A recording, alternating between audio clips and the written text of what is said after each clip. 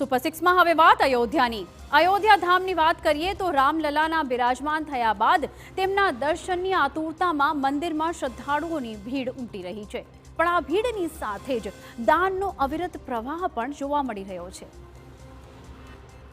અયોધ્યામાં રામલલાના દર્શનાર્થે મોટી સંખ્યામાં શ્રદ્ધાળુઓ ઉમટી રહ્યા છે।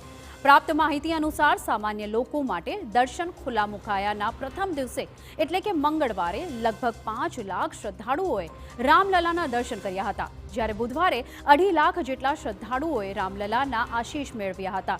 જો કે તેની સાથે જ દર્શને આવનારા ભક્તોએ દાનનો ધોધ પણ વહાવ્યો છે।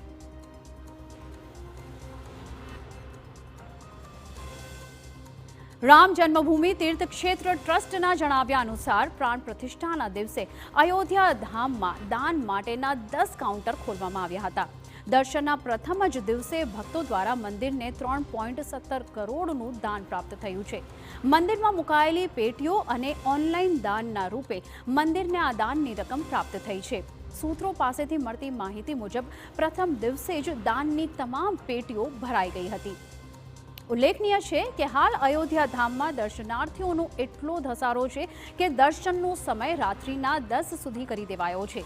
જે રીતે મોટી સંખ્યામાં શ્રદ્ધાળુઓ મંદિરે ઉમટી રહ્યા છે તે જોતા આવનારા દિવસોમાં દાનનો આ આંક વધુ ઊંચો જઈ શકે છે।